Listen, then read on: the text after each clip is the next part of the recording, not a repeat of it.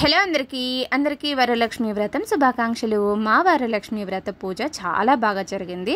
మా వారి చేత తోరణం కట్టించుకుని తర్వాత మా వారి దగ్గర దీవెనలు తీసుకుంటున్నాను। ఫస్ట్ తాంబూలం మా వారికి ఇచ్చి అప్పుడు మిగతా వాళ్ళకి ఇస్తాను ప్రతి సంవత్సరం కూడా। ఈ రోజు కూడా ఫస్ట్ ఆయనకి ఇచ్చేసి తర్వాత మా పెద్ద ఆడపడుచుకి ఇస్తాను। నేను మా ఆడపడుచు ఒకే చోట ఉంటాము।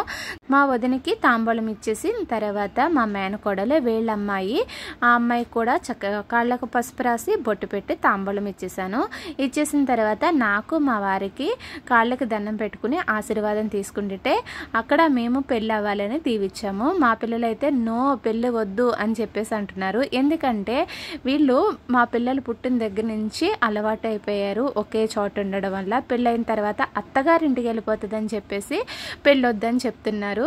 ఇంకా మా మేనకోడలకైతే తొందరగా పెళ్ళి అయిపోవాలి అని చెప్పేసి నేను మా వారు దీవెనలు ఇచ్చేసాం। మరి ఈ వీడియో నచ్చితే మాత్రం ఒక లైక్ కొట్టండి।